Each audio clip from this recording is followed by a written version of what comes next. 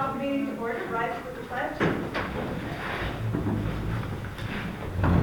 Pledge allegiance to the flag of the United States of America and to the republic for which it stands, one nation, under God, indivisible, with liberty and justice for all.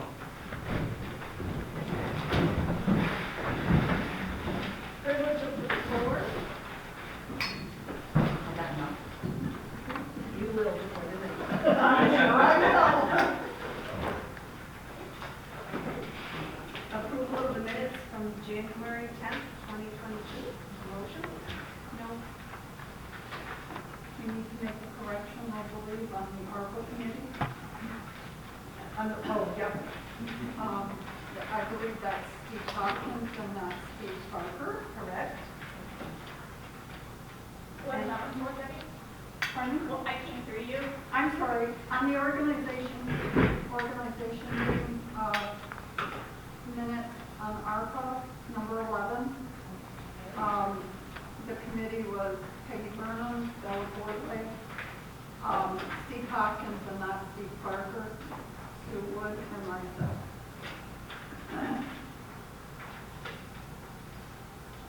And also on the union bargaining. We have to vote on that? Again? Yes, we do. We will wait on that one. Correct. So I make a motion that we approve the minutes with that correction. Okay, second? I'll make a second. 50 seconds, all in favor? Okay, approval of the financial report for January. Motion.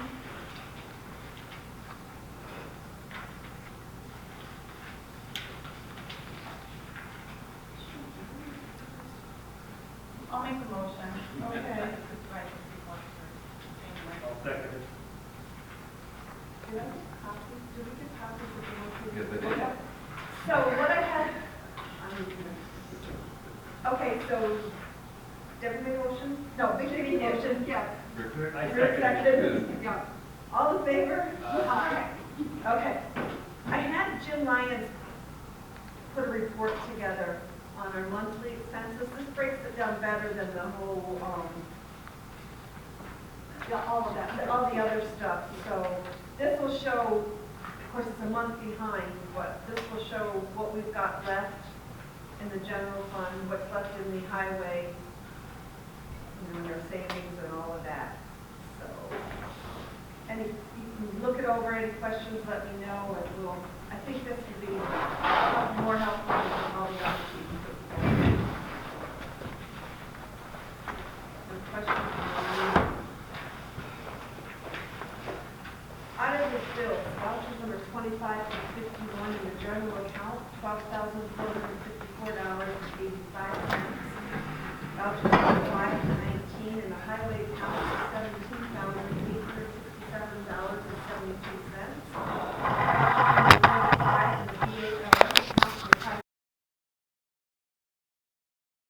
Salaries. We purchase that's included in that, but we have to purchase the sand and the salt. We do. Yes. Because they say in here is, so much of this, so much of that.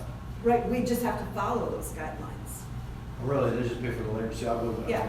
I'm learning. Yeah. That's what we're here to try to figure it out. And oh, After you left today, John Chambers did call me. he did. So he was pretty on the ball, and we discussed 49 and the problems with the shoulders.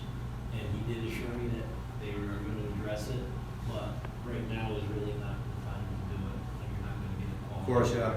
So anything that they do in the winter is just going to be an emergency patch job, and probably not very good quality.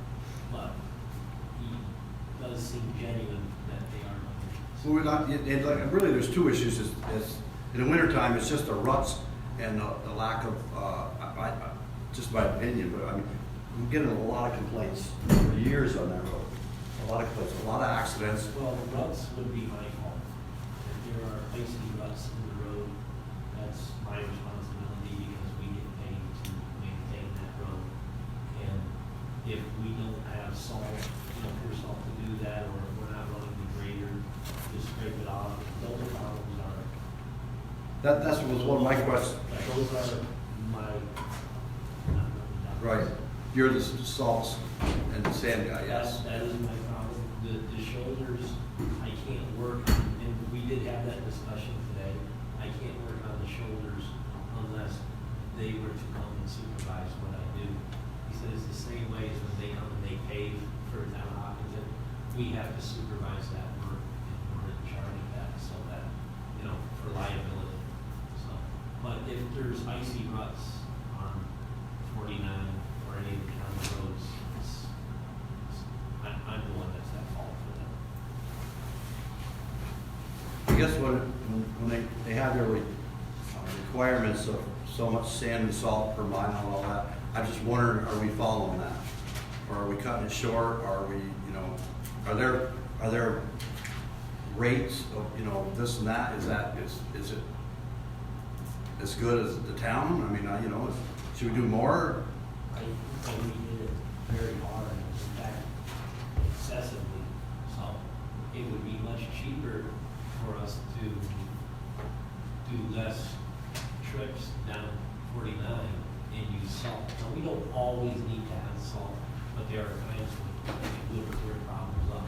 Then there are times when it's so cold, even the salt. Right. So it's something you have to take on a day-to-day basis, but we are taking it very seriously, and we're trying very hard. And like we talked about today, it's amazing how the town has been sued yet with the liability out there. What was exactly whatever we all talked about today was, there's gotta be a death out there before people really wake up.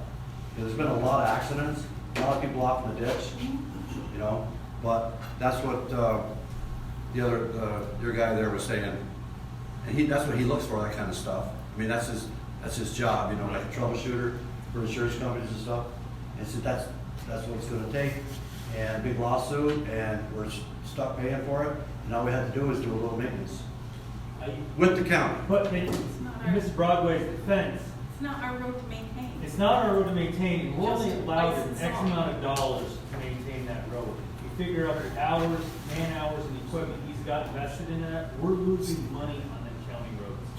If you look at it as a business standpoint, we are losing money. I believe that. We'd be better off to let somebody else take the complaints, deal with it.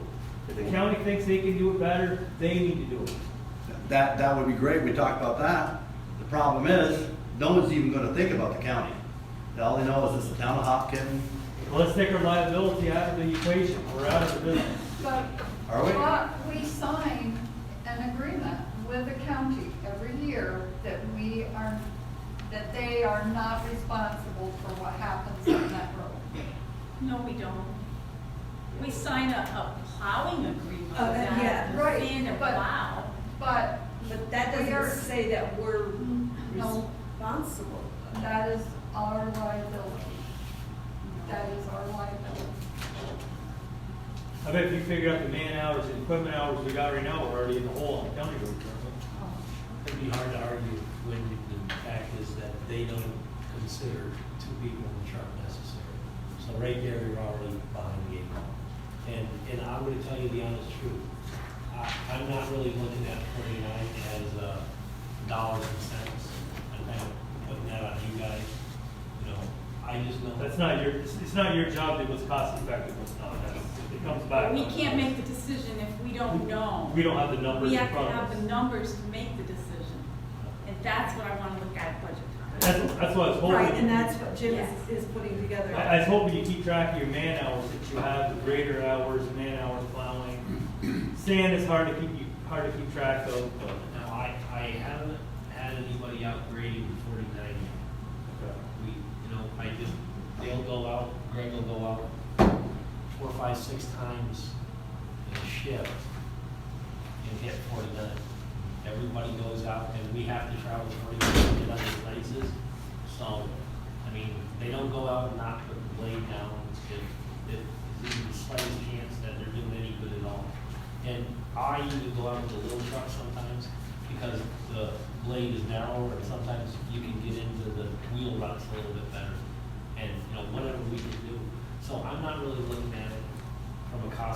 equipment standpoint, I'm just doing the best I can to keep it clean. We've had other roads that really needed to grade, so we've been working on that. Well, I just meant county roads in general. It'd be nice if we had an idea of the said, what does it cost us to maintain That seems like, that contract? yeah, we can start doing that as of tomorrow. We can start. I'd like to know how much sand, salt, man-hours, equipment costs for plowing the county roads. Some of those will have to be guesses because when we load the truck. I believe this contract expires in this is our last winter on this, right, 22, 23. So there'll be a little bit of guessing because of the fact that, when we fill the truck, we run down 49 to get to somewhere else, so, But the sand is the cheapest part of the whole deal. yeah. Equipment and the labor is, You want to throw mowing in on that too? mowing's a separate contract. This is, this county road contract, the county highway superintendent is supposed to monitor these roads according to their contract. And if they don't feel we are living up to their standards, they can terminate this contract at any time. And it says, the town shall not be held responsible for non-performance of such work when the county road deficiencies hamper the normal snow and ice removal. Well, I think the condition of that road hampers snow and ice removal. So, we're not held responsible for that. And so, we're not held, we do have to provide a copy of our liability insurance, and it has to meet specific standards in case there is an accident on that road. We have to prove that we have insurance, because like anything, you get an accident, you're gonna sue the county, you're gonna sue the town, you're gonna go down through the trickle effect. But And why are you coming down on the highway guys? Yeah. That are plowing it and are doing what they're supposed to? they're doing Has their anybody job. thought about the people that are complaining about how they drive? Yes. I mean, we all live up here, we all know what these roads are, I mean, it's, Yeah, when you it guys- snows and it's icy, it's not a new thing. So, 49 is because of the wind and everything else, so slow down on 49. It's not they're It's doing. not them, it's not. It's the road has a drop off. Right, and people that drive that, I mean, we drive it once a week. We know there's We a know drop it, off. but we also have people that drive that road and that don't live here, that don't know the condition of the edges of those roads. So, It's just amazing. but we get the flag because we plow it. We do our But even if job. we throw, I think if we just say, give it back to the county, I got a feeling Jim and Sue still gonna get a lot of phone calls. Well, it's easy. The number's right there, you need to call It's someone, like, so. we don't maintain them. It's a county road, here's the guy you gotta call. But, like I said, we can look at that, For but, 50 Yeah, I bucks, was we can gonna- put a sign on the road. but we know what it's All here. really costing. I was gonna say, we've asked Jim to track the cost, Yes. so let's wait and see what it comes out to. Yep. We also discussed with Rick about the land. Yep. He's checking into that. He didn't know anything about it, so he's gonna check that. You still haven't gotten an answer. Oh, we talked about the There's a lawyer EMS involved. thing, which he wasn't aware of either. What's that, Sue? The EMS, Okay. about the county going to, so he was gonna follow up on that. Because like I told him, my main concern is that they're gonna charge the taxpayers, but yet we're still gonna have to contract with Tri-Town. So we would be double it. And so he was gonna check into that. Is there anything else, John, that we? He was quite receptive, I mean, I called him, and like, boom, he got right back to me, and we met like the next day, and he's, people complain that he doesn't show up, and he's been sick and busy, and, Well, He's been a legislator for how many Legislator, years? yeah, I get it. I did ask him to start attending our meetings at least once a quarter. And he told me he would try. Right. That's all I can do. He is up for reelection. And I believe the reason Don Chambers called you, because he's been kind of poking at him a little bit, Rick was. So he's already talked, I think he already had talked to him, he was going to when we talked. Perfect. Well, he got the paperwork, but yeah. Yeah. I think a lot of people have been poking at. He did mention something too, he says, knows people, knows things about the lake road too.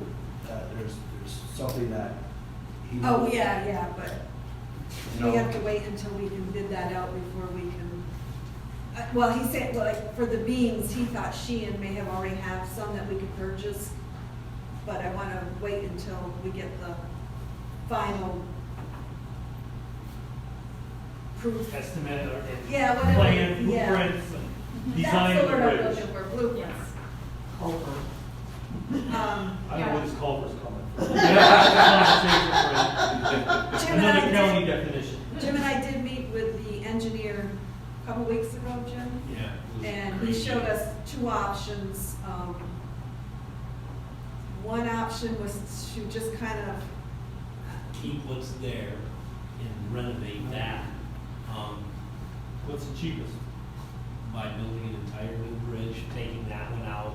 It's gonna be longer, but there's gonna be a big savings in money by going to a 10-foot head wall instead of digging behind where those are all 20 feet.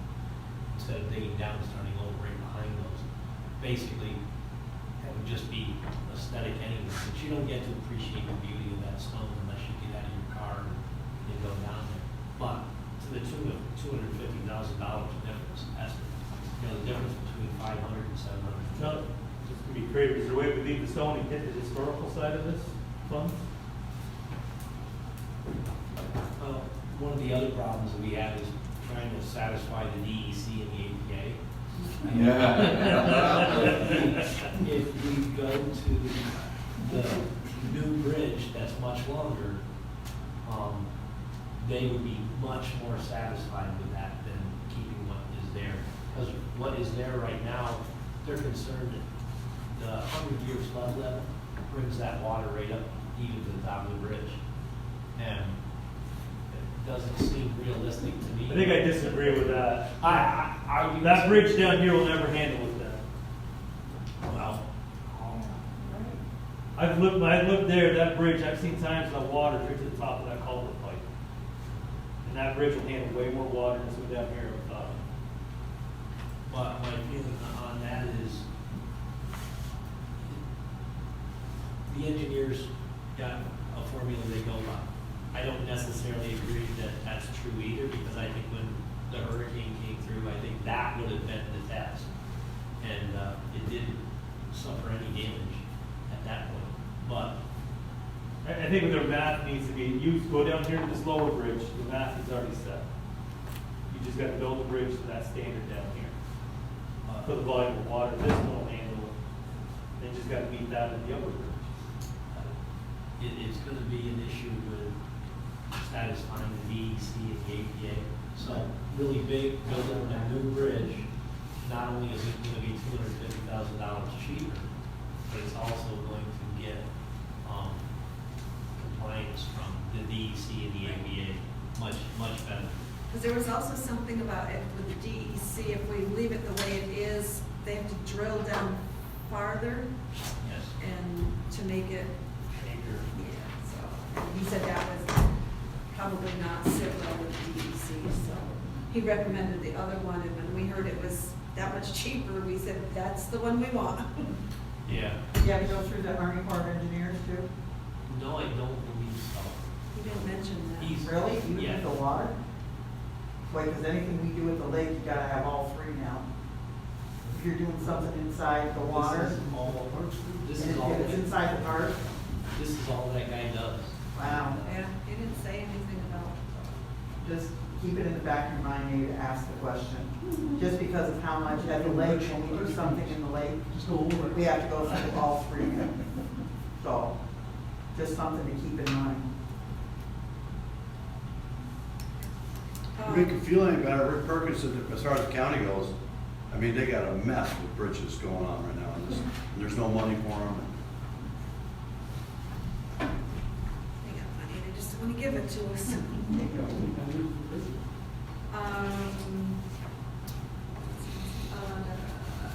I met with our attorney on the tractor mower situation. I've also spoke with the salesman at Snell's and the president of Snell's. They don't seem to want to bend at all. He told me he was going to check with the manufacturer to see if we could reduce the price. I haven't heard back from him. I did email the procurement office of New York State with what I thought was the state contract number. And he got back to me and said, that's not a state contract number. Yeah, so now I'm thinking that even though Sourcewell is listed as a state vendor, they didn't go through the proper contracting bids or whatever to get this price, so he said he couldn't fight for us on that because it's not considered a state contract.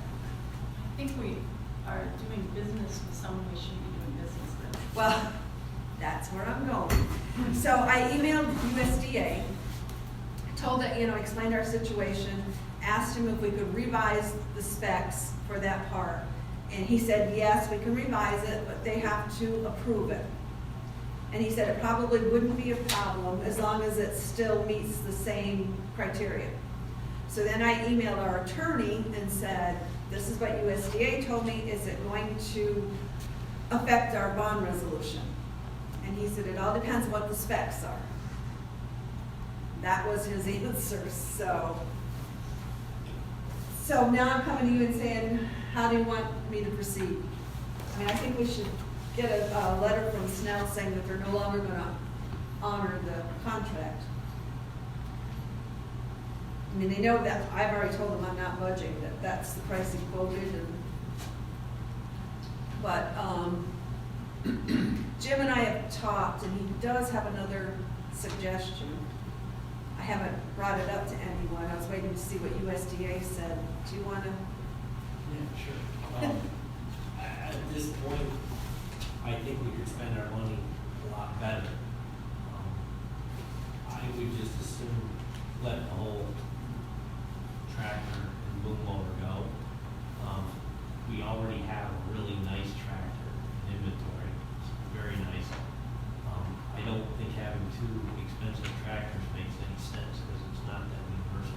I would prefer to buy a mini excavator and put a head on that and use that to do the cutting that we need to do. And it would give us a more universal tool. And we've got to put in culverts and we've got to ditch. There's so much more that we can do with one tool that can do many jobs. It seems like if we get this Kubota, it can only do one job. And, that'd be okay if we had 20 guys, 20 pieces of equipment. One machine that can only do one job that costs $130,000 it's a lot. So I would prefer to have a number that we can work. We should be able to buy a very nice mini excavator with a cutting head and still get a dishing bucket and be able to do a lot more work with one machine. The only downside to it that I see is that occasionally you're going to put it on a trailer and tow it somewhere, which we have equipment to do that. It's not the end of the world. It's just with the tractor, you can just jump in it and drive it where you want to go. So that's my feeling on that. I'm not, saying that that's the only way of looking at it. I just think for the money that we're looking at spending, that we can get a tool that normally we would not come up with the money to purchase. We can just do a lot more work with that machine. And what is the difference in price between that and what you have already requested? What I would say is, since we have to stay about where the money is, I would say, give me the number, and then I will go out and I will get the best numbers I can together. We didn't want to get any prices together until we found out if USDA would allow us, and And then I would submit that to you, and then I would try to argue, why that is better than the tractor. Is this something that could be on state contract? It seems like it should be. Okay. Yeah, I mean, that's an issue. What size excavator are you talking about? Not that I know. I don't. Is it bigger than your backhoe? As far as power and size? Power-wise, actually, it would be close in horsepower, but performance would be a lot better. An excavator will be more powerful than a backhoe if they were identical in size and horsepower. The reason I ask is, obviously we have a few rocks up here. Now, on your road, there's a lot of big rocks. So- Right, and they couldn't touch us. So, you would need a big machine. I think that would still be wise to do a rental, to do a job like that. But if you buy too big of an excavator, now what happens is you have to be farther away from your work. Now, let's say we wanted to come up to your road and we wanted to cut the brush. We'd have to be in the opposite ditch if you had a big machine, reach across the road to do the work. If we stayed like somewhere in a 55 class machine, up or down a little bit, 50 to 60. If we stayed in that class of machine, we could still haul it, with either a large truck or the forfeit. We'd still be legal hauling it with that, and it would be effective to run as far as, be efficient, it would cost us a lot of money and fuel to run it. But if we go too much bigger than that, then we're constantly gonna have a machine that's too big to work on one side of the road. Like, if you're working on roads like Lake Azonia, there's no reason why you can't shut one lane off and work in that road. If you had a large machine, you wouldn't be able to do that. So, if we go too big, it's a problem. If you go too small, it's a problem.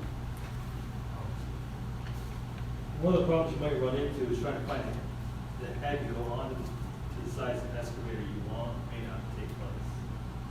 May not want. You may need a bigger excavator than you think to run one of those heads. I've run Bobcats flail mower and on a demo because I was considering buying one myself, and I ran it on a 42 class machine, and it ran it fine. When you say 42, like 4.2 ton, is that Yeah, what we're referring to? metric ton, yeah. And what I would like to see is like 5 metric ton, 5.5 metric ton machine somewhere in that neighborhood, and it would give you more reach. But it would also make it a more effective machine when we're trying to load into the dump trucks. A 42 class machine doesn't really load very easily into a full-size dump truck. So a 55 does easily, because I'm thinking about doing more than just one job. And I've been looking into the mowers, right, and they do make room for that. Okay, are you thinking of one of those heads like Collins has had, or are you thinking more of a flail head? Don't know for sure yet. Pushing more toward the flail style. Because it does the meter job. Plus, if you were doing brush mowing with that, you can also do the grass and the brush in the ditch really quickly, then reach up on the side and cut off all the limbs. Now, they don't cut 4-inch limbs quite as well. They will, but I've used it, and you're right at the extreme end of where you should. They cut 2 to 3 inch brush really nice.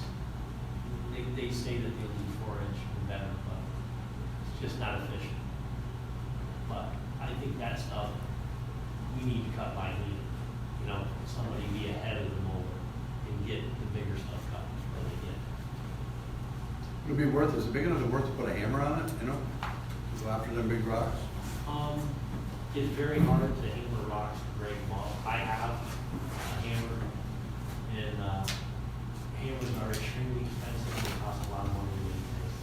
And even when you rent a hammer, like for an excavator, generally the rental on the hammer costs more than the excavator you're putting it on. And they are expensive. So, They're yeah. expensive to rent too. That's why I don't. Yeah. You can't afford to keep renting them, you know, when you're using them. So that's where we are on the mower. Okay. But that doesn't affect the snow plow? that No. we- Okay, this No. is a separate. Because even if we decide not to go with anything, they would just take the grant away from us, so, which I hate to do. I hate to give up 100. Yeah, I do Some too. thousand. And, you know, when we get to the point where we're gonna demo something or look at it, you know, if you wanna be involved in that, I mean, be foolish not to. You guys are well trained enough. You'll know what works with them. I really think that the ball is in Snell's court right now. I mean, we. No, I think the ball is in our court. Yeah, I think agree. We need I to think cancel we- the contract, so-called whatever they did, and be looking at, I don't know what else he wants. So, The question I have is, I think we're gonna get caught. If I'm wrong, let me know. We're gonna get caught, that truck's gonna be due. Funds for that truck will be due, we're not gonna have one ready. We're not gonna have our loan through USDA. Yes, we will. We will It's have- just that we combine them in order, because We got a loan/grant, X amount of money. yeah, but the grant doesn't have anything to, none of the grant money is being used for the truck. Okay. Okay. So the loan, That was it's my- together but separate. Right, Okay, so we still have our loan for a truck, and we can Yes. still yes, we will. pay for that as needed. As far as I know, I'm going to, once we settle this, I'm gonna confirm everything with Attorney Linden. At $100 an hour, but. Well, So that's the problem, is you're yeah. talking $10,000, before you know it, we're gonna have 5,000 lawyers. Yeah. But Sometimes also, better walk away from Especially the if, lawsuit. to do that bond resolution again. I know, that's what I wanna get away from. But, So what is the number you're looking at that we have to stay under? we have to stay under, we can go to 125.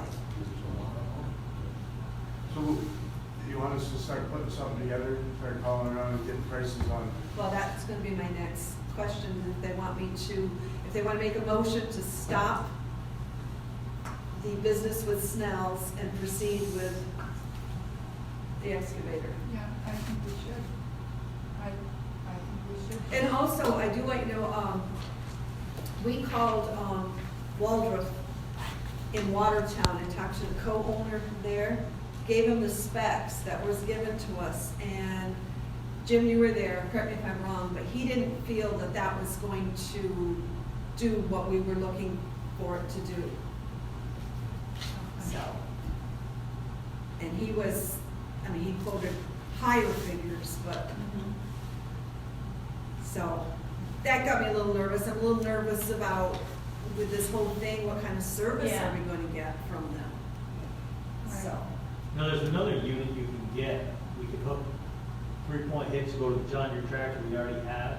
They'll do exactly what the Ford does now, if anybody wants to look at that option. But I hate to walk away from this money that we've got sitting there, so if we're paying out of our own pocket, I think I would look hard at that. But If we weren't discussing a grant, we would be foolish to spend that kind of money and not do what we said. We Right. would just utilize the tractor that we already have.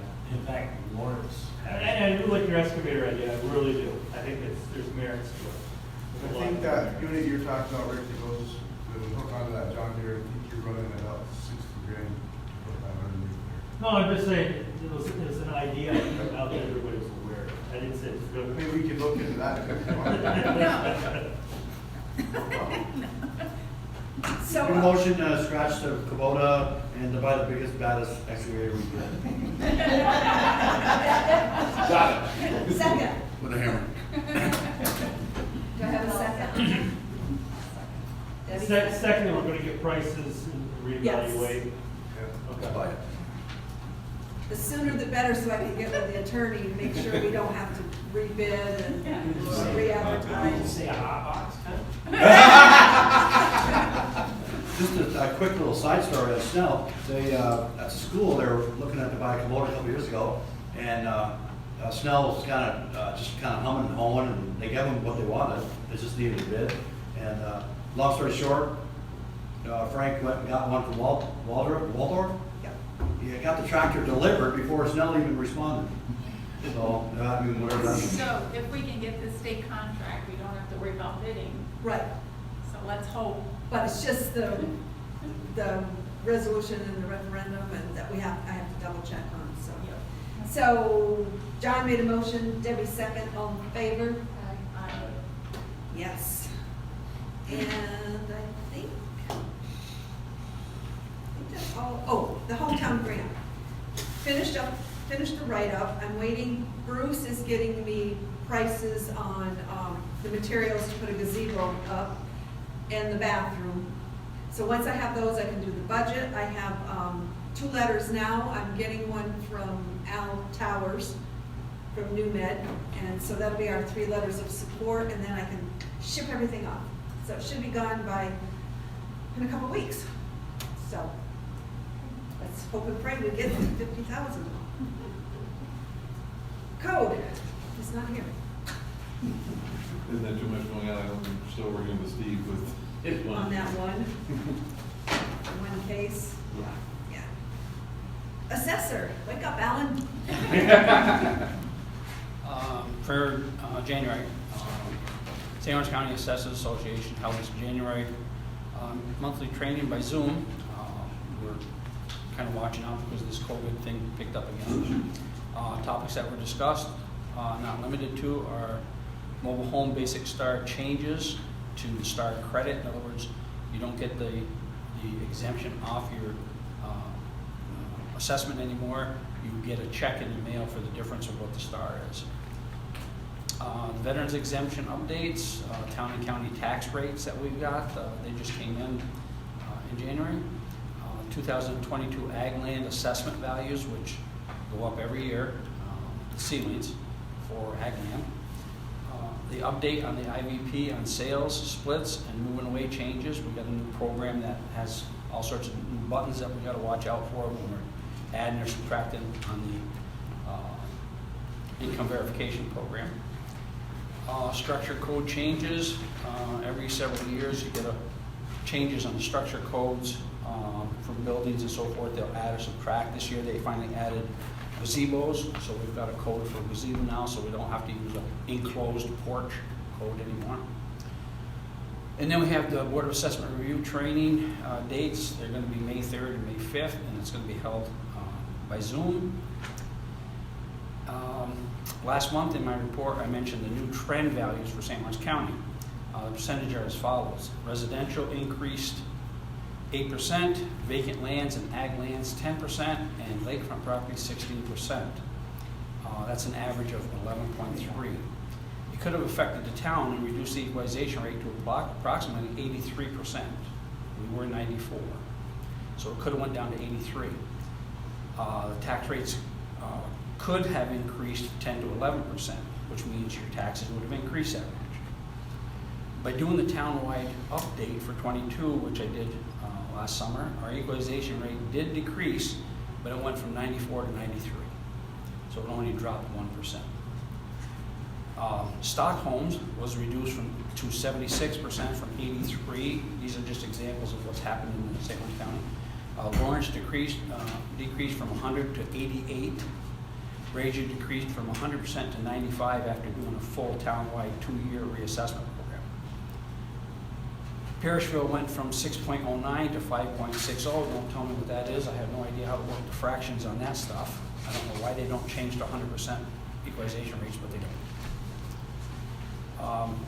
I can do a quick explanation on the trends in case somebody does want to know on that.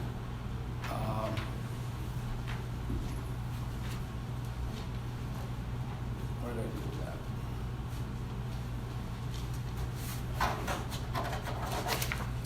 Trending is what happens from year to year on, say for instance, you take the same house and it sells this year, last year, 2 years ago, and what the increases are on the same house. Well, this way here, it does it throughout the whole district. We're in the District 265, which includes Lawrence, Brazier, Stockholm, Parrishville, Cole.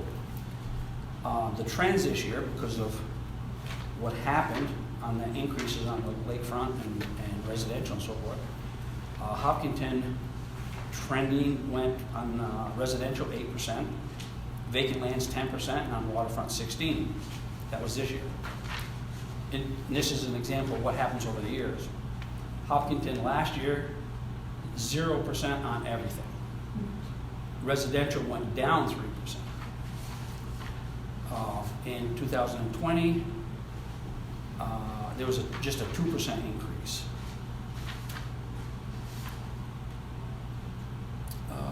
2019, 1% increase.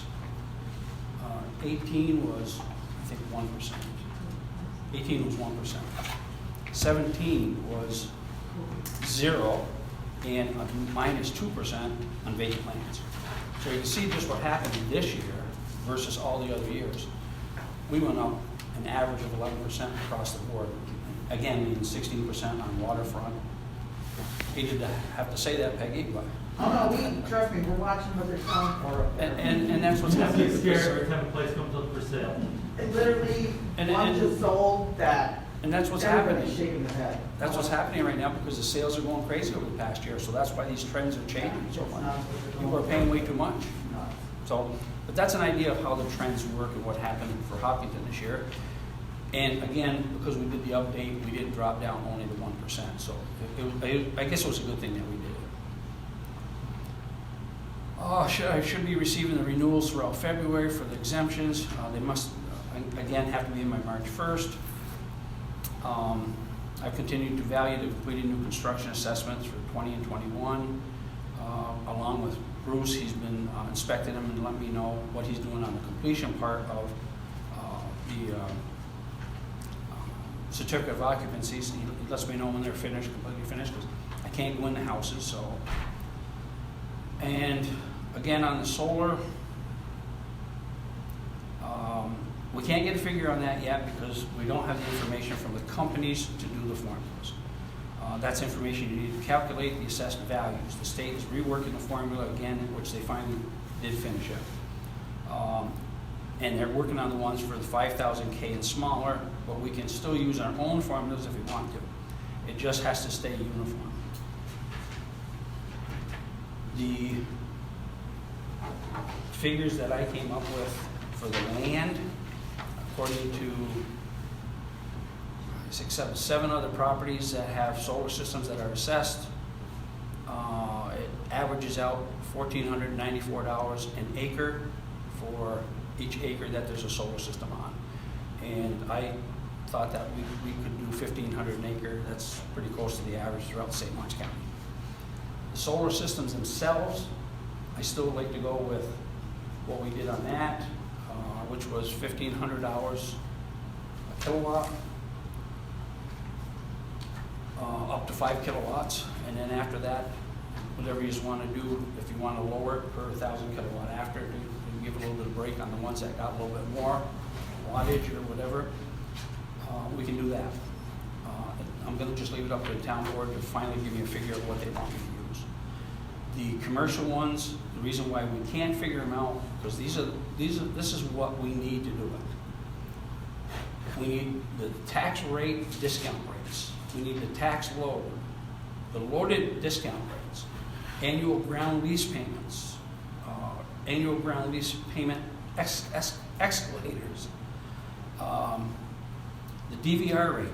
No idea what the DVR rate is. Community or market transition credits. Efficiency factor for plant type. Typical expense for zones. Fraction of off-taker credits to owners. This is just a few things. There's no way you can figure that out unless you have the figures from the solar companies. So when people ask me what am I going to do on commercial solar systems, I have no idea. I won't know until you get figures from the solar companies, punch it into the figures. I did talk to an assessor who has solar systems, commercial in his town, and I'm sure you guys up to Lake Zonia know Rob Beck. I talked to him about 3 weeks ago. He says it's tough getting them figures from the companies, but you can get them, and you do punch the figures into a computer, and it will spit out what the assessed value should be on. He says it's a job, but that's how he had to do it too. That's So- just commercial though. Commercial, so we need them to do commercial. So I have no idea when these commercial companies are coming in what to do, because we don't have the figures to build. We're gonna rely on them, and you don't know what's gonna happen there. Are they gonna tell us exactly what's going on? But residential, Residential, I still feel that we should do $1,500 a kilowatt and $1,500 per acre that they're set on. Now, if they're set on your primary site to start with, where your house and your garage and so forth, say they're on your garage or you've got them on the side lawn or whatever, I don't see an increase on the property there because you're already being charged for a primary site. It's where you've got them maybe on your second acre, or maybe you've got 4 or 5 of them around on several acres of land. That's where you would get that $1,500 an acre. It's where nothing is already. In other words, a secondary lot where there's nothing on it except the solar systems. so based on the ones that we know of that have the solar, they're not gonna be assessed for anything extra. If they're on their primary site, no. Yeah, Yeah, the system will be, The system will but the land part won't. So in other words, like, what's his name right down here? Well, we've got Bill Commerce right behind him, his are on be. his. There's 3 right here. Yeah. Yeah, if they've got them on their garage or anywhere on that first acre of property, there's not gonna be any increase on that land value. On the land value, but the system The will system be will, assessed. yes. So they'll pay 1,500 per kilowatt. That's the figure that I'd like to use, and it seems like it's pretty fair. I contacted other assessors, they're all over the board. Some of them are $5,000 flat rate, no matter how big it is. Some of them go by the cost and cut it in half. That's kind of tough because, again, when they fill out a building permit, I've had 2-stall and 3-stall garages cost $3,000 on a building permit. What are you gonna do there? You know, and you know they're gonna do the same thing on a solar system. So you can't really go by cost figure. I think you should just go by the kilowatt. If the system is 10 years old and you got one that's only 1 year old and they both produce 5 kilowatts, they both should have the same value because they're doing the same job. Do you know of the systems that are in place? Do you know what the kilowatts are on each system? No idea. Then how are we going to, Gotta ask them. Do they have to put And that they'll on always the tell the building truth. permits when they got them? They're never been asked for. We've only got, I had the list here too. There's only, I think 3 people that had permits on their solar systems over the last 20 systems that are here. I'd say there's a lot more than 3 out there. Yeah. And I come up with a list just off the top of my head who I think or that I know that has solar systems. So I guess we need to ask ourselves, how complicated do we want to make this and how simple do we want to make this? That's just it. I think there was 3 out of 17 total. So are they supposed to get a permit to install that? There's 14 that have solar systems. There's only 3 on here that got permits for it. Are And they there's no- supposed to? I'm sorry? Are they supposed to get a permit Yeah. to install them? Yeah, but a lot of these are real old. So maybe back then, Okay. they were never asked to get permits. I might as well ask this question because this is going to be an issue. I can see this coming now. If it's, and I can answer this already, if the unit is sitting on a trailer, you can't assess that, can you? No? Well, what if it's hooked to a house? What, you mean the electric cord? No, I mean the unit itself is self-contained on a trailer. There's a couple of them around, so you can't assess them. Unless it comes back to if it's plated or not registered, then you might be able to. You might be able to then. If it's up on blocks, you know, instead of just sitting on the tires, if it's up on blocks, it's the same thing as like a house trailer then, you know, regular. So that's what I was asking you, because you know this is coming. Yeah, then you probably could. And I would, if I see something that's up on blocks, I would put a value on it and let the owner come in and we could discuss it, but pretty much that's permanent when they're up on blocks and such. And again, you can still go by the intent, which you do that same thing for storage buildings. They come in on skids and they'll say, well, they're only temporary. Well, if it's there January 1st, it's not temporary, it's there permanently.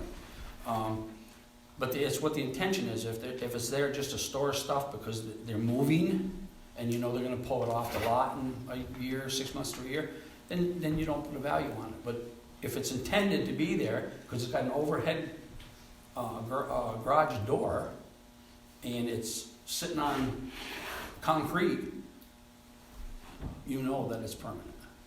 So it'd be the same thing if it was on a trailer. No, I was just asking, I see Yeah. other places that had it, but you see they're getting. Yeah, and you're right, it's probably going to come to that too. So can you tell by the number of panels on? It goes by the number of panels and the size of them. So it'd be kind of tough. And the newer they are, the more efficient they are, the more kilowatts they get per square foot. Yeah. The older ones. Yeah. There's nowhere on a building permit that asks how many kilowatts Well, I guess that if they you are. revise the building permit. Right, you'd have to revise that, or Bruce would have to, come right out and ask them, hey, how many kilowatts is this system? Or let me see the paperwork on it. Get a copy of the paperwork for that system. Could you make that as a requirement for a permit? Sure. This way they can't fudge whatever the outfit is. And we could actually come out with a different building permit just for solar systems. Several different questions on it. that are- But my thought is all this has to be done by March 1st, because it has to be on the books, correct? Yeah, and what would happen is that I would have to probably call up these people and ask them, you know, how big is your systems? You know, to be able to do that. Well, we've been discussing this for how long? We're gonna have to do what we have to do, we gotta get something going here, I mean, we're in violation of our own law. Yep. Yeah. Oh, Frank Barney was the one I was thinking of down here. His is on his garage. Yeah, so there's, you know, you can't charge him for And the Steve per Hopkins. acre then, because it's on his house or his garage, and he's already getting assessed for a primary site anyways. But he would be charged for the system. Okay. As far as the kilowatts, I wanted to find out, you know, that instead of taking their word, I mean, wouldn't it be like, you know, the electrical, you have it, this has gotta be inspected before you have a certificate of occupancy or whatever, or allow that? Wouldn't it be like maybe a trained electrician, just to, that would be part of the permitting? Well, probably what we would put in there is to get a copy of the paperwork that you get with the system. Oh, And that would tell you everything about the system that way. But Tell you how big it is and so forth. it'd be easier just to do, let's say, a certain square footage size is this rate, anything between this and this is this rate, and just, that way there, you're gonna have the argument, well, my unit doesn't produce this amount of kilowatts like it says it does, I'm getting over-assessed. If you just do a square footage and then it's a flat rate, you You can do that, but then, you know, it's like you mentioned, Ricky, where, you know, the systems are getting so much better now that they're producing maybe the same amount of kilowatts into smaller units. that's what I say, kind of meet in the middle. Old, new, here's the middle, use square footage. And you could do This that. size is this, it's a flat rate, you have this square footage, now you jump to this. You could. I'm just trying to The come up systems with that are- a simple way of doing this. The systems that are close to the ground where you could measure, or maybe the owner would tell you how big they are. The ones that are on the roofs are gonna be a little bit more difficult, but it would be a educated guess on the sizes of them.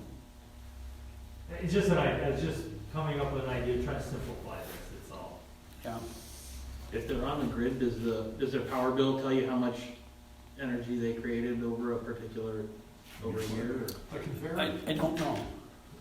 That can vary. Right, it could vary, so that's what I mean, from Yeah. year to year, if they submitted a paper showing how much it generated per year.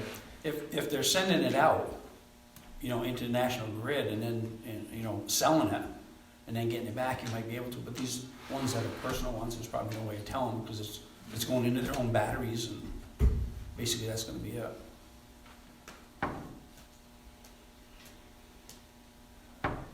What do you want to do? He doesn't have much time left for this year, and we've been kicking this for a while now. Well, I think he has to make the phone calls. Now, we got something. The commercial plan, we can't do anything No, on. right, But no. the residential, we can do something tonight, at least. I would say, Alan's sake, because we can amend this at any time, Mhm. that we go with the 1,500 per kilowatt. I think that'll make it a flat and easy way to ease into this for him. And he can make the phone calls, and he's gonna have to just figure out what it is, and, you know, we can perfect it as we go along, but let's get something on the books. I mean, this is ridiculous. Yeah. Get something on the books, see how it goes, we can perfect it as we go along, if we find that it's not working. And in the meantime, we can And come we up need with to a- revise the building permit or come up with Another a permit. new Yeah. permit for just solar, Mhm. so that you Yeah, can 'cause the get the regular- information that you need. The regular permit is asking for everything that's on the property, your sizes of your garages and so on and so forth. That's really not what we're shooting for, because we already have that on the house. We need specifically just the solar system. Yeah, that's just my. So we can come up with something for that. And maybe the ones that are already grandfathered in, I mean, that are already in place, could be grandfathered in as far as you know, this is the rate that they're going to be charged, but any new ones, Yeah, it's kind of tough to go up to somebody that's got a system that's 20 years old and say, you need a building permit for it right now. Yeah, right. And oh, pay. yeah, right, and that's what I'm saying, that anybody that puts in a new system, this is the Yeah. law, and this is what's gonna happen. Put in a new system, then they should show you the documentation for that system as to what the output is. That's right. So you would know for Exactly. that permit. Right, right. Okay, Do that. so a motion to let Alan start the process. He'll develop a new permit and call all the ones that have current systems and let them know of the assessment. I make a motion. Debbie makes a motion, a second. I'll second. Vicky seconds, all in favor? Aye. This will be for 15, 20, 1,500, yep. Okay, I just wanted to clarify that. Okay. Library. Public Wi-Fi was down for a while, but it's up and running. She was out of town and unaware of the problem. She will be training more staff to be able to troubleshoot the problem in case she's away again. If anyone using the Wi-Fi notices it is down, please leave a phone message or tell the town clerk so we know it needs attention. You know what to do if they... Not what to do, but I know we've got that. Okay. 3 families, patrons that are homeschoolers. The homeschool community is taking an active interest in the library and planning some small group activities of families that are already working together but could benefit from the workspace and resources of the library. Federal Trade Commission sent folders of information to help community members, especially the elderly, to be more aware of possible communication scams and how to deal with them. She will put the information packets on the table in the foyer of the town office. We have some training sessions for staff to learn more of the background duties she has with NCLS and processing the materials. Next, she'll be working more with Chris Hickman to learn the new website and how it works. Recently, we reviewed the new rotation of audiobooks and DVDs. Every few months, we get a new collection from the library system so we can offer newer titles without the expense of purchasing. That's the library. Museum. Electrical, talked to them hopefully this weekend. I told them, just move something around, look like you're doing something over there. Something. Well, I'm just gonna go ahead and send the paperwork back to the insurance company and just say pending, because They're We're we're supposed to be working. doing the court, the refrigerator this week, and weather permitting, I told them, I said, we need to move along. And there's about 5 other things, I think he needs to move along on other things too. okay. That it for museum, anything? We set our schedule for the year. We're definitely gonna do the Christmas in July again.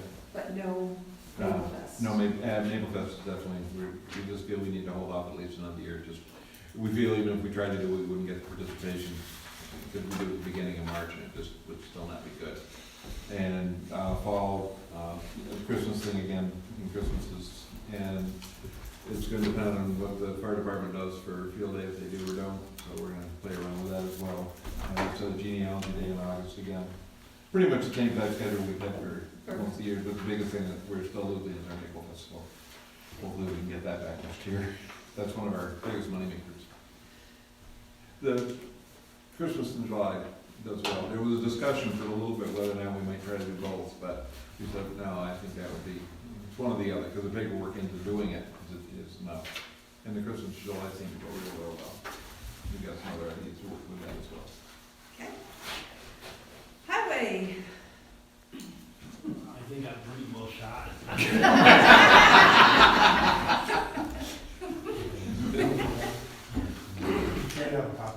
Yes.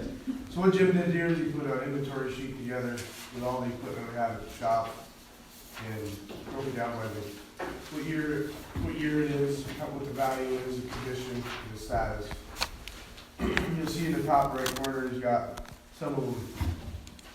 These are just suggestions to rotate them out, get them out of service and put new ones in. is the 5, 7, 5, and 10-year plan. And that's nothing forcing you to do, it's just a suggestion of keeping things rotated so that we can keep good equipment in there and keep it running.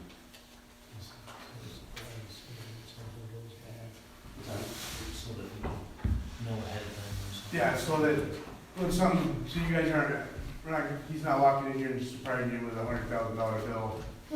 You'll know ahead of time that it's coming and he can warn you, we went over this, it's near the 5-year mark. We keep better, keep you updated better on the condition of the equipment. Them years, I think we talked about them, they seem to be a pretty good number to keep. Some of them might be earlier, if there's better deals out there. Some of them might be later, you know, but this is it's a good start, you gotta start somewhere. Moving forward. But that's all the equipment we have down there, so. So, Jim, the 6x10 utility trailer that you've got marked as 4, is that the one that the groundskeeper? That would be the groundskeeper's trailer, yes. Yeah, that's been 4 for a Yeah. while. Okay. And that's something that, it's in poor shape, that's something that, it's close to being a safety hazard, so that's something we definitely should look into replacing sooner than later for him.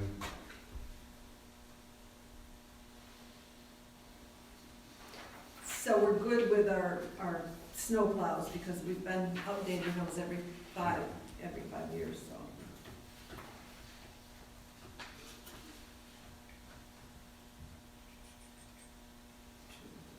Okay. So with that, I'll jump right in with all these papers you guys have all got. I put these together for y'all.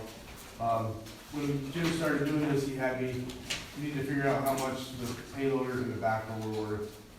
So I went ahead and had him come out and appraise them. At the same time, I had to give him quotes on replacing them.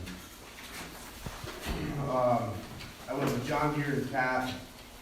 Pretty competitive, actually. Cat was a little bit more aggressive than John Deere. The wheel loader, the John Deere wheel loader, if you look on your very first sheet, it shows you the breakdown of what they're offering you on a trade-in and what the final number would be to trade that one in. And then if you go to the Milton Cat, it's a single page, and that is the exact same loader that Cat is offering, and the breakdown is right there. Each of these are the exact same machine, and the reason I know that is because I took that paper and I cut out all the prices and I handed it to the Cat dealer, and I said, build me that machine. So they're identical. And he was grateful for it. It saved him a lot of time and saved us a lot of, well, this has got this doesn't. So that's the breakdown of the payloader. I don't know where you guys stand on replacing that. So then we move to the backhoe. Did the same exact thing with the backhoe, with Cat and John Deere. So if you look, the Cat come in a lot lower rate. It's the same exact machine. We actually went and looked at one today, and they're very well built. John Deere, I could not get them to budge any more on this. I did manage to get the Cat dealer to give us $10,000 more trade-in than they originally offered, just because I told them, well, there's no Cats up here, gotta do better. So I did look into the service part plans of both of them. They both charge time and travel. I do believe that Cat offered a 3-year warranty on their, 3-year $1,000 warranty. John Deere would not. They only offered, I believe it was 90 days. I believe that was it. They did offer a little more for a trade-in, but then their overall prices were a little bit higher for the same exact machine. So when we were discussing this, Yeah. So when we were going through this, the backhoe, it's a 2014, has all the information's on there, 1,400 hours. Problem is, it needs all 4 new tires, and it has an oil leak that needs to be addressed before summer. It could get worse, and we don't know. It's one of the things, we don't know what's gonna happen. We got a rough estimate of fixing the oil leak was gonna be somewhere in the ballpark of 7,000, right around that. And to repair, or put 4 new tires on it was gonna be close to the $4,000 mark. How much? 4,000? 4,000 for the tires. So you've already, one way or the other, you're gonna spend, you know, we're gonna need to replace that, rebuild that backhoe, so you're already into it for $10,000. So, I mean, this is, like I said, it's up to you guys, but the one we quoted, I mean, they offered a very generous. So if you think about it, you're gonna spend the 10,000 on the new on the old backhoe. If you take that off the new one, you know, you're down to 48 instead of 58. You're gonna spend the 10 regardless on them, but again, that's up to you. They did tell me that if you didn't decide tonight, it's not a big deal, but they will honor that price. If you decide to order a new, trade it in, they will honor that price no matter how many hours we put on it until the new machine comes. Did you get that in writing? He said he would, he absolutely said he would. Yeah, and that's why I was asking, I didn't know what was going on, but I was after him a lot. And they both said the same thing, that they will honor that price no matter how many hours we put on it until they can provide us with a new Do machine. they know how long? 3 months, I think they said would be we'd have it by spring at the latest.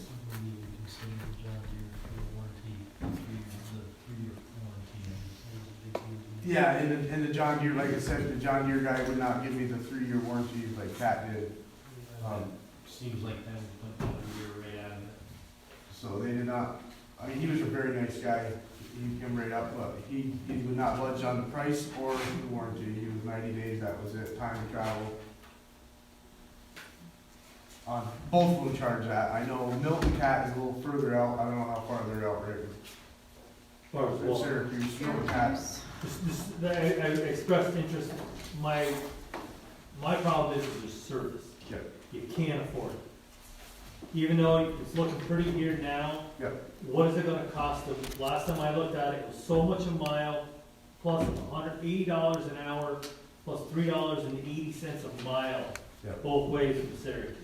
And John Deere does the same thing. But I also told you how to help if you're working with just the engine portion of a John Deere, like Kaz is Yep. too often at my place, you can catch them leaving there, and they can work on your engineering, and you don't pay road trip. The only Road thing service. we found out that Kaz can't do if we buy it from, I guess it's called United now. United Ag and Turf. Is that Kaz or whatever can't and cannot do any warranty work on it. It has to go through them, which is fine, because But if it was warranty work, it's gonna be covered? it's gonna be covered. But Cat, I don't For 90 think, days. but with Cat, I don't think your warranty, your road cost will not be covered under Cat. No, well, parts, it will be in labor, parts and labor will be used. So not the transportation to get them up here, that's $2,000, every time they come up, it's $2,000. But they did say they put And this on newer more. stuff, you have them here way more often than you ever want. Right, and I did ask the Cat guy what his service, you know, he said they put on more guys and so they're more available. I said, well, we have to know if this breaks down, are we looking at a month, a week today? I said, that's a big thing, we can't be without. And of course, he's a salesman, we'll get right up there, so. But like I said, I just provided you with the numbers and that's. up I to need you to guys. find out what's it gonna cost, we need to hear tomorrow, what's the rate gonna be to get you here? The drive time here, and you gotta remember, every trip they make, it usually takes 2, because they don't have parts the first time. Craig, is this John Deere state contract price? These are all state contract Because prices. They don't have a state, New York State number on here. I don't, Your Cat has a New York State vendor ID number. Yes, and that's what we want. Yeah, We could have swamped you with way too much paperwork, so we tried to be simple. We thought that. I just wanted. right here on the front page is like the Yeah. 544 wheel order, that's the suggested price, Mhm. is 307. The selling price is 195, that's on state bid. If you look at, they're all the same thing. I don't know. if I see Pat that knows on number. this because they have a state ID number. Right, John Deere just did the terms in there, yeah. Okay. Yep. I don't want to be calling the state and they say, well, That's the ones that that's get not even a number. Yeah. And this was just to inform you guys, It's about. if it's something you wanna do, then we'll definitely get further into that part of it with the actual numbers and state bid numbers or whatever. Did you ever consider, or did you, like, just check around, like, Komatsu, I or? was told to stay away from a lot of them, because for one, there's not really any dealers around here that can work on them, and Ricky's backing up on it. They are good machines, but the parts are not very accessible. I was just thinking of a company that's a little more hungry. There's Komatsu and Watertown, they're not, you just don't see a lot of them around here. Yeah. If you head towards Albany, there's a lot of Komatsu, but you don't buy Komatsu as a price point. It's not like you buy Komatsu because it's 75% of what a Cat or a John Deere costs. It's not. Komatsu's a high-end piece of equipment also. Right. So on here, it's, you have that you don't need this loader coupler, Right, that one, which one are you on? the John Deere, $9,974. Yes, that was, look, it was, He wouldn't take it off. you wouldn't take it off for us, so we just kinda. Yeah. It was a. You won't take that off the quote? We don't need it and Well, Yeah. buy something we don't need, No. 10 grand. like I said, it just, we're just still working on it. Well, I'm They're working on afraid it. they're gonna get You it must have got back. my good one. They're afraid Yeah. that they're gonna get it back, and they don't want it back as a trade-in. That's not their choice. You are right. You are right. They don't have that. I agree with you 100%. He was looking at trade-in value, and I did not subtract it from there, that's one thing I Because forgot. that's what I'm Yeah. wondering, is this 10 Because I told him is we're now not- down to 67,000? Yeah, I wouldn't even consider the John Deere if we're talking about a 3-year warranty to a 90-day warranty. Mike should know better on that. yeah, and then when I called him back and told him I'd like to do a quote without that on there, he said it'd be better to leave it on there, I'm just gonna leave it on there. I said, well, we're just gonna subtract it, because we don't want it. He said it will give you a better trade-in value. Well, we I are, said, we're looking at 10 years for these equipment, you know, for these two, we're looking at 10 years, so. I mean, I think you're getting a very good trade-in on what you have now. They did say they were both in excellent shape. And they operate well, there's no complaints on that. so what's the want, a 2411 bucket? What's that? Oh, you know, she has the one that I was making scribbles on, I don't know.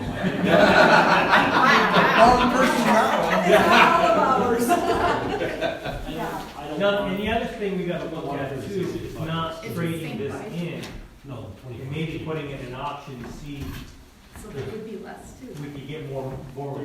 'Cause all he's gonna do is bring it in and resell it retail, and he's gonna make 20-25 off of it or more, you know, what they're looking for. Right, but then you gotta take, are you willing to take the chance to spend it, you know? We could put reserves on it.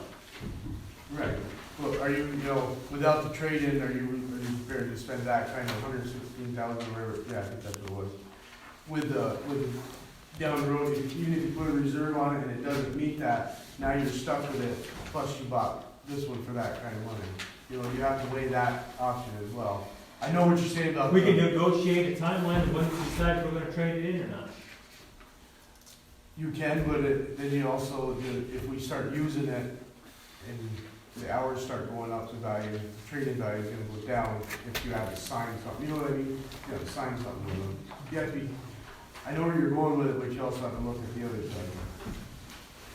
But that's why we just did numbers and what you guys talked about. So Greg, did you say on the cat that you've got to offer an additional 10,000? Yeah.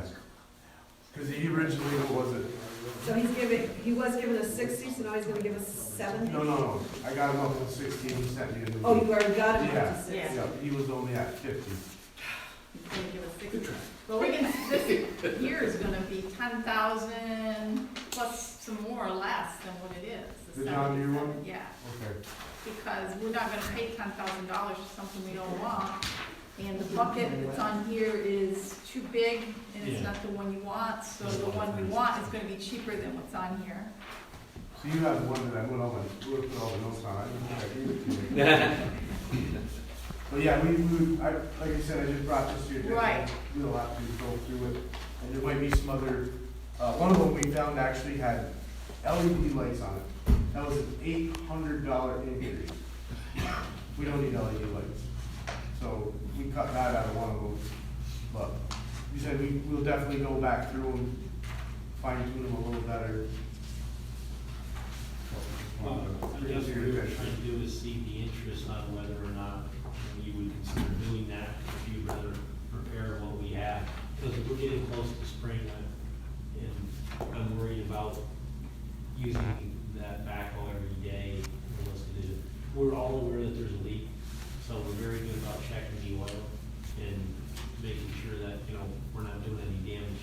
It's just, what I fear is that we'll be out working one of these days and we'll have a big leak and cause some damage. I don't know that for a fact, it's just something that we have to consider. So- I don't want it to be gone in the So- spring. Bottom line, the John Deere will be 65,000. I believe with the subtractions that we. Well, actually minus the 9974. Say minus 10. So it'd actually be like 55,000 then. A little bit more. And then the cat is 58,353. Am I reading this right? Yep. Thank you. Can I have that one back? I get trouble with that. $2,000. If you wanna write something on it, we'll see So- something. Yeah. You're not paying, Yeah. you have to pay the road trip again. So up here, they have a 24-inch wide, 7.5 cubic foot bucket. You gotta lay. Is that front Yes, bucket? that's front. So the other one you're talking about is the back bucket? Okay. That you don't want a different one, which is cheaper. Right.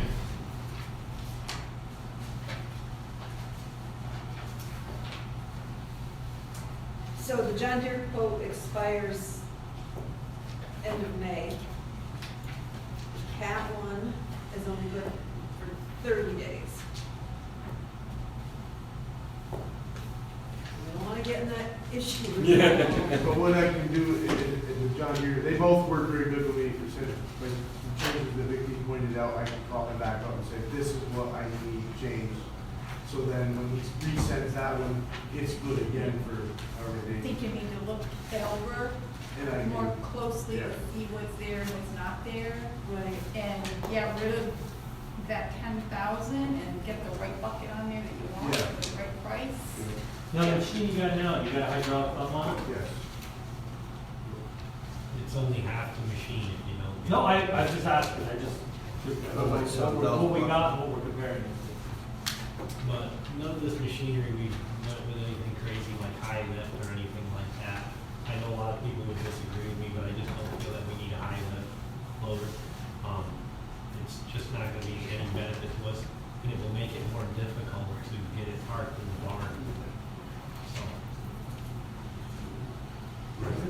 Well, I think if you come back with some more firm figures, I mean, we're looking at a 10-year plan on that, and that one that we have is 2014. Yeah. So we're only looking at a couple of years difference, and I don't have a price increase or paying 10 grand to the old one to get fixed. The machine you got now is pre-emissions, correct? Yes. that's something to think about too. But I think we need to get something I done. want the sheet that Jim did. Oh, the cookies. It is, we just did this, like I said, it started off with this, and then it was great, there's definitely more work that has to be done, but that's for sure. Probably do that ballpark. But at least, yeah, we know what we're looking at. Yep. Yeah, if you're interested, I'll move forward with it, but if you're not, you were gonna be interested in it, but. I'm more interested in what Rick's got to say about the fourth league, Yeah. because I just, I'd like to find out with Cat, if you gotta pay for them to come up. I'm gonna say you do. And I'll bet you're talking $2,000 to come up, and $2,000 come up again when they got the right part. You're left with $4,000 every time you get cat here. And I'm just throwing a number out there. It's $3, $4 a mile, plus $80, $90 an hour driving time you get. And that's not my fault. I just don't want the idea of an 90-day I'm just saying it's, That's all. You better drive back. So let's have, and they gotta have more than, they got a one, John Deere has to have a 1-year warranty. You know, They offer It's 1 year other standard warranties, warranty, but I you're think gonna pay you for it. have on that. Right, but you're gonna pay for it. No, I think you have a standard 1-year warranty. Is the 90-day only for parts and service, and then the 1 year is on? He told me 90 days, then you can purchase a 4-year for. Have them clarify what's included in that 90 days. Is that 90 days just for coming up here in 90 days that we don't pay mileage And on? I'll ask you about the buying the extra warranty if that covers road mileage, and I'll ask Pat. Yeah. Yeah, if you could get bumper to bumper warranty, and that covers mileage, and that covers Yeah. all your emission stuff, these engine lights are on all the time with these emissions, and every time it says this, but that $10 sensor now costs you $200-300 for like John Deere or Pat, to get them up here for a $30 sensor. or And I do know Hot Steel Highway has the cat backhoe that look at today. They've had zero, well, I can't say that they, somehow a tree come through the cab, but it wasn't nothing. They had no trouble with it, they really like it, strong machine. They say that's the #1 insurance claim on a heavy equipment is trees. He said that it helped, they had a John Deere before, and they said that cat would help perform the John Deere. But I asked him about services, he said, well, we haven't had to use that. So, I don't know. I would really pull the layers back in that onion and find out what it costs to get cat up here. Then I'll find out what John Deere will offer with the, so let's, let Greg and Jim get more information. You know, that's fine tune that. Yeah, fine tune this. So we're not gonna pursue repair work on Do what? No, but I think we need to Not- pursue that avenue too, because in the end, I think you're talking low-hour machine free emissions. That for new tires, with everything fixed for 11,000-12,000, pre-emission still looks pretty good. It's a nice machine. No complaints on that. I'm just saying, his pre-emission equipment is bringing, that's the price it's always allowing you, because it's holding its value, gaining value. It is showing some signs of rust and wear underneath. They both told me the same thing on that. That's why it didn't get. Just the exhaust filter alone, say on a truck is 5,000. So these are probably, these new emissions are so expensive for the upkeep. Well, we have those issues with the Sterling, and that's something that we should address. I don't think that if we're gonna stay 2 guys in a truck, it makes absolutely no sense to have 4 trucks. I don't think that we should keep 4 trucks. If we go to 1 guy in a truck and we can go 3 trucks at a time, then I think that 4th truck is very beneficial as a truck, we need. But if nothing changes, it seems foolish to me to bear the cost of keeping a 4th truck. I don't know how you feel about that. That's a conversation we're jumping ahead on. I think we have a lot of hurdles we gotta get to there yet. But there will be something about, or because when you mentioned the $5,000 can, we do have emissions problems with that truck. And Gary Severs has been helping us pull it along with it. At some point. And that one's, you still rate full blown emissions on that. Remember we have 2,800 in that EGR? Yeah, in the work agreement, but we know that we're gonna have to replace some components on that. And, that's gonna happen. Okay, so let's table this for now, and we'll come back to us next month and revisit. Town facilities. Everybody's good? I asked him, what do I do? He says he'll call. Good. We're good, that's good. What do I do? I guess the lights are working. Yeah. Do you feel that we should pursue putting tires I think it's two both avenues, and then you put the numbers in front of us, let us decide. We'll have another discussion here, we got actual numbers to work with, and I think you can tweak John, you just, Yeah, well, I'll get ahold of him tomorrow and go right through. if you don't mind, I know Mike, I gotta call him on something else, I could rattle him a little bit too. Mike, after a Gaylor, while. that's it, United Ag. I think that's who I talked to. Yeah, that's who is on paperwork, I know Mike. Yeah, so yeah, if you want to get ahold of him. then- I gotta talk to him anyways, and I could, Find out what that work through that 4-year plan was. He said it was a good plan, but. Yeah. They make money on those warranties. I just don't wanna wait till April and then send the backhoe out to be repaired. That's what my fear is, because if we get into April and we're using the machine, it'll be very difficult to be without it at that point in time. So I kinda feel like if we're going to do tires and we're gonna do repair work, I kinda like to get out of it before it warms up. Because That's my fear. they did tell me even if we put tires on it, it's not, value's not gonna go up, trade's not gonna go up, so. or does the board wanna make a decision now, just, let's set, let's pick this trade, look at trading it in next year.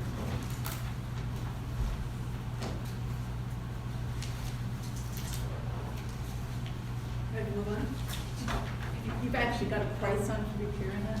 No, we just got an estimate. We got an estimate because- We gotta find somebody to repair It's it. only, Well, you don't even know who's gonna we were repair it. going to have Gary, see me do it, and then it threw him direction, and he called today, just today, to say that, he's not gonna work on it for us. His, wife has had some health issues and they've, One thing I would recommend is you send that back to a John Deere location. If you let them do it, you get 1-year parts and labor warranty on anything that they did. and because it's not under warranty, we should be able to take it back to Catalina. I didn't want to, I just look at CAD because they're close by, if you have a problem, they're in the area, they can swing in, look at what the work they did. The freight, the truck is gonna be a lot less because they're already in the area, you can schedule it to be a backhaul. Here Just or when there. you call United to that guy out there, What's that? when you call that guy out to United, don't ask him about Christmas. Because he didn't see it. That's fine. But don't mention that. No. We'll stick with capital. No, I ain't going there. The tires, Visser can do the tires. Yes, that's. I don't know, I'm thinking that maybe we should just have it repaired. I mean, if we can get it repaired I don't think that's. $6,000. And I'm also Yeah. looking at something that's pre-emissions, and right now, Yeah. these things are I pre-emissions mean, are. it's only gold mines. February.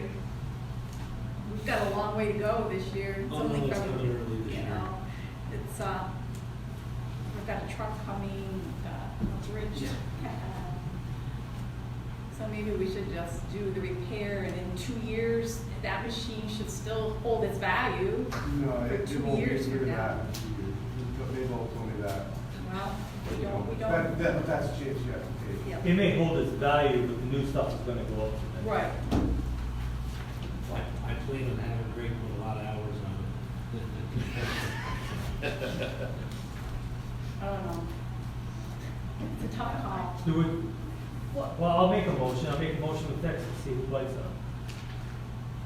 Yeah, I'll second. Make a motion to what? Make a motion to fix it, fix the one we got, move on. I second it. It's up to So, you guys. fixing it at a limit, cost-wise, not to exceed. That is good. Yeah, that's almost impossible. Well, I mean, I don't wanna make a wide open motion and have you That's- go to John Deere. I mean, you and could it's gonna put, you could cost put us $15,000 for 15. tires or 6, 7. Do you want Michelin's or do you want something You know, else? have it be $20,000, wide open. Well, Or do you get an estimate, can we do this, can we get an estimate and then email us and we can make it, in an email say, yes, move ahead with repairs? Well, how about that, would you guys mind if I followed up on these 2 things here?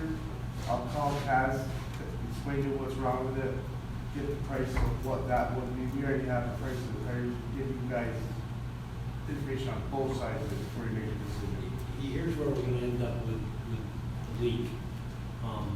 In order for them to tell us exactly what it is, they're gonna have to tear the machine all apart. And so it's gonna be in pieces, then they're gonna be. But John Deere has a formula they use, like, they punch it in, we're working on, I'm just gonna throw a random number, 4,000 series, front engine seal, they pull it up with the work order, they'll give them the time allowance they estimate to work on. And you're right, the only thing that I fear is when they take it apart, they'll find out that that front housing has a crack in it or a split in it. It's- So I could tell you, this is what we got, and then I'm sure you've been through it before, once they get into it, you know, it could be worse because they have additional. Will they come out and look at it, Rick?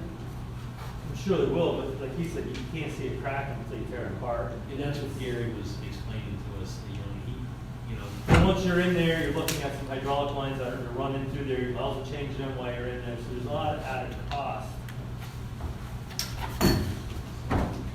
What kind of living you want to put on there, Vicki? So we have a motion on the floor. It sounds like it could be getting expensive, now I'm wondering. No, it's not going, it could, but it doesn't mean it's going to. Yeah, let's not put tires on it until it gets in the shop and torn down, and we have a number on mechanical issue, and we make a decision on that. Then if we get the machine back and we're happy and everything, then we'll do the tires.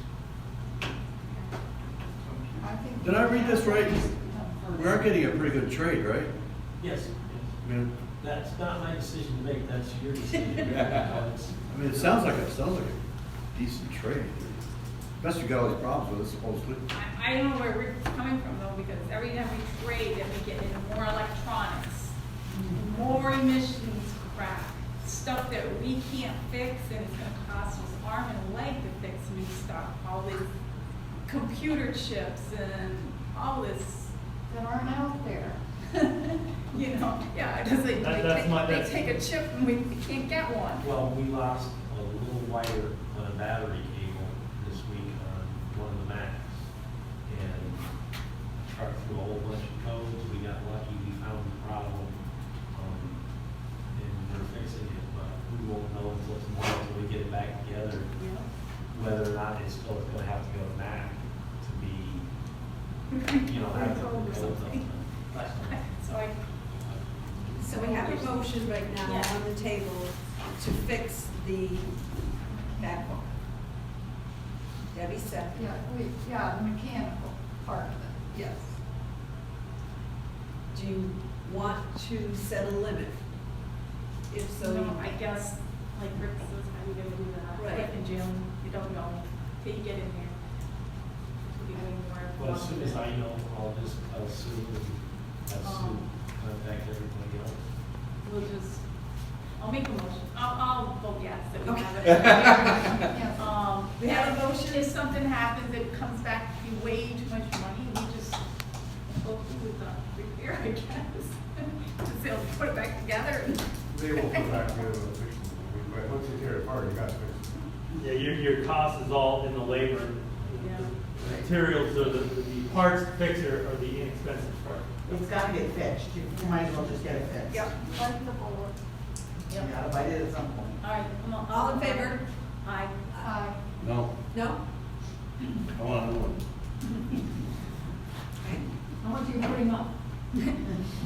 I'm concerned about the budget. I'm concerned about spending another $70,000. It seems like we don't know what's gonna happen.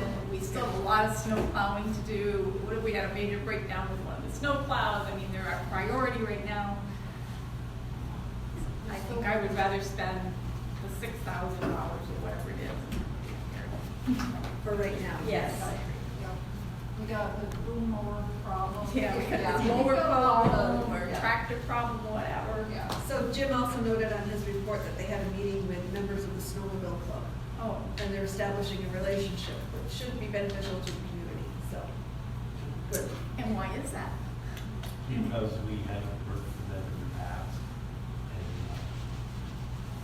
And I thought he was gonna be here. No, it was very pleasant and it, Who's in charge of the Snowmobile? No, it was Keith and Mark Wilson and Jerry Forbes as representatives. and there's places where they're making an effort to try to make the trails nice, and especially all the money that was spent on the trails and the bridge and everything. I mean, basically, we're going up there right now and stripping everything right back to the trees, right down into the dirt.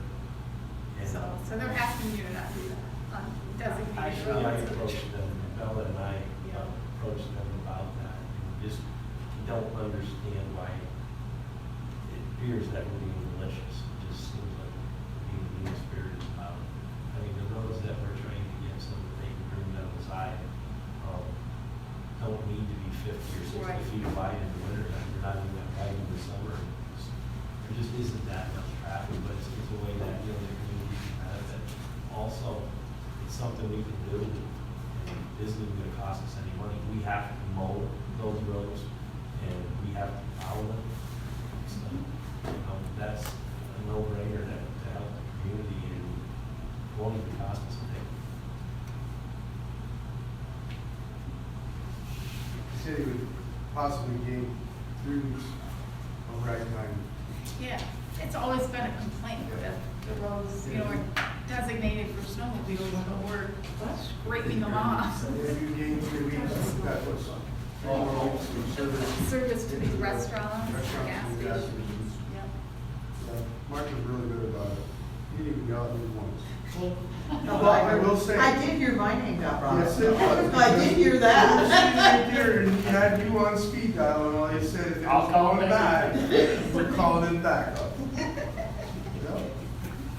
So Greg, do you have anything to report for rescue? Not till tomorrow night, meeting's tomorrow night. Okay. VHLS.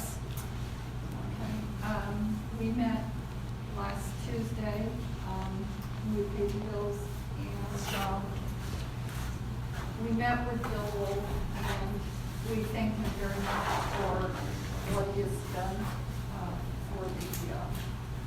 for the health center. He is very, diligent about, doing his job, very conscientious, and, he uses his own lawnmower, his own weed whacker, and he provides fuel and oil for everything. He's done an excellent job as far as clearing off the handicap ramp, which they were not doing that in previous years, or the stairs, they just broke them off and stated that they couldn't be used, and now they're able to use them. So, Nancy and I, decided to give him, a raise of $50 since he is using his own equipment. And we did not think that was, inappropriate because of the price of gas and so on. And so we still don't know anything more about the auction for the building because we're waiting, to find out what the attorney is going to say about it. So we're kind of at a standstill at this point, but it will be probably next year. Okay. So, Gary, with my facility, Huh? have the facility buildings, over on the library, the walkway, the roof on the walkway, you should have your ground guy, put that ice off in there, off the roof, because if you don't, the water's gonna start backing up. You're gonna have a lot of issues. Does that happen in the past, Greg? Yeah, you gotta keep that. On that gully. Yeah, where the roof right above the walkway. You have to Oh, okay, keep it yeah. off. The ice has, if it builds up, it builds back, and it pushes right into the building, and we had that fixed once. And the gutter is full of ice too, I don't know if actually, it's gonna be broke now soon. Yeah, okay. All right, on to new business. Before we go on to new business, there was a couple things I forgot. One thing I forgot in our old business and in my report, I did contact Cornerstone about the water system. It's been shipped. The good news is it's been shipped. Bad news is it's on a truck in North America, but they don't know where. And they don't know when it'll be here, so. No time for arrival. So, but it's closer than it was a week ago. So, okay. And the water didn't pass again. It It's did? not passed for 3 months. Yeah, I Well, know. why didn't we say we were gonna get a new system years ago? Yes, right. been years. You really. Okay, under new business, under old business, the bargaining commit, the union bargaining committee. We had originally, John had expressed an interest.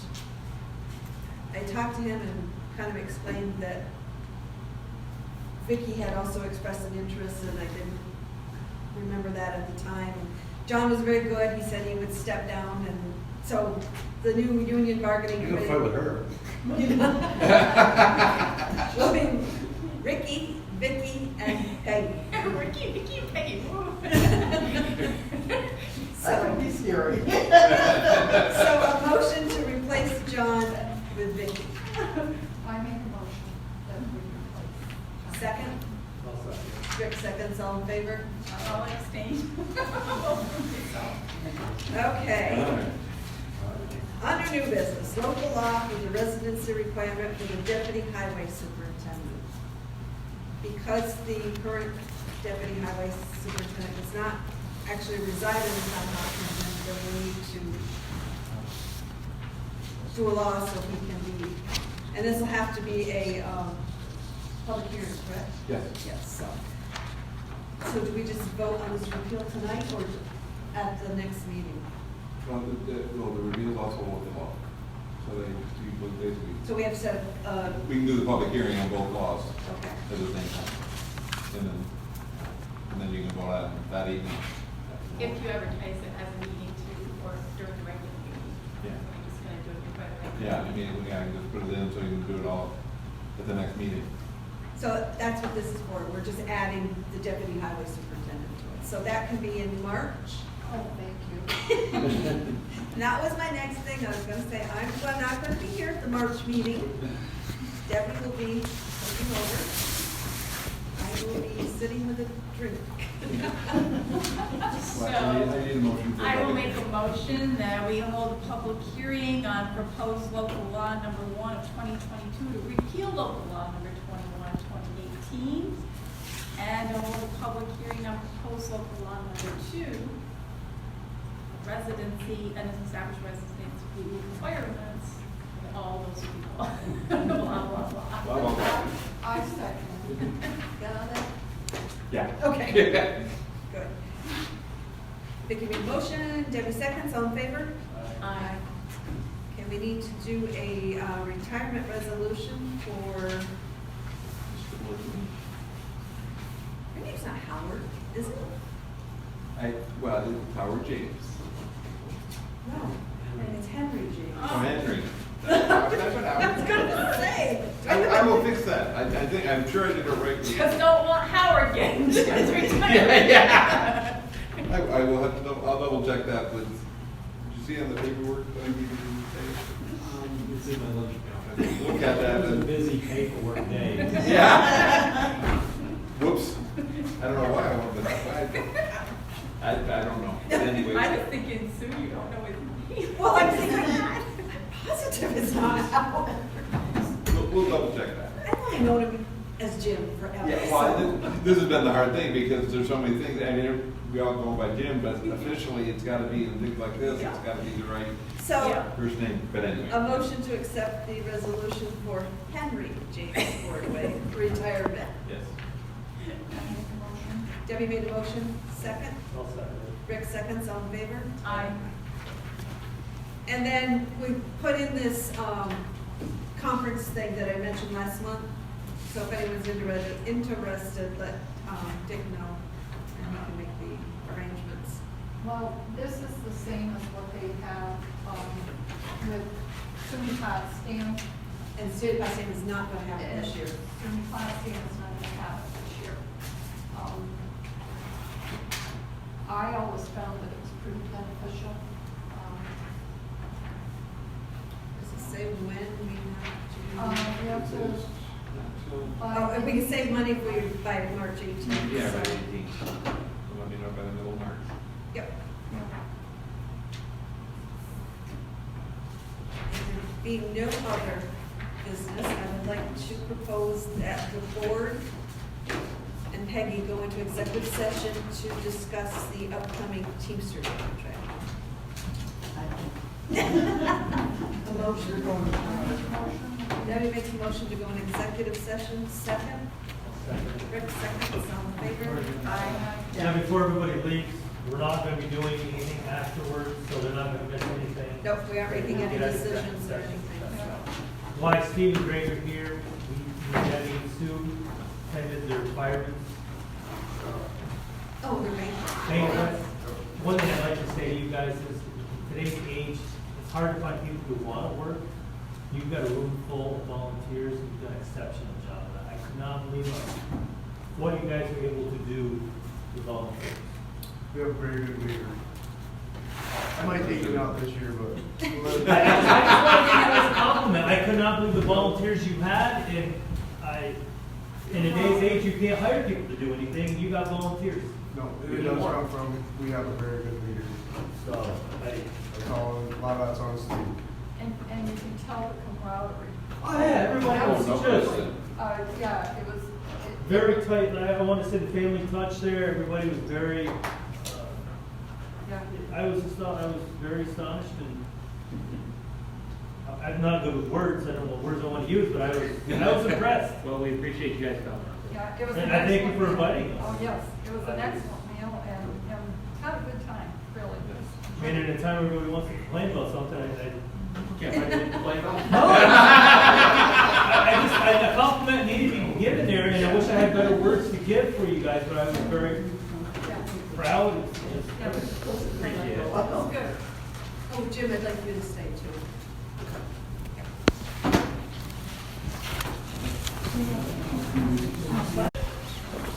It's a new day, 2022, right? Yeah. I think we need to get these meetings online somewhere. With like Well- microphones, video, and, We can't do it here because we have no internet access here. you know. Hopefully we can. Because you brought that up one time, didn't you? Well, And I'm not talking about will Facebook. hotspot be enough or not to get things? You can do a Facebook Live as much as I hate to do that. If they freeze. Yeah, we'll check into it and see. I'm not talking about Facebook, I'm just talking about, you know, someone brought something up, well, how come they aren't here? You know, people that are knocking on the door, how come they're not here? Real world, you know, who wants to say? We have Zoom meetings, and we have 4 people typically. Yeah, Zoom meetings where you So, go very well. after a leisure, you know, they can poke around and.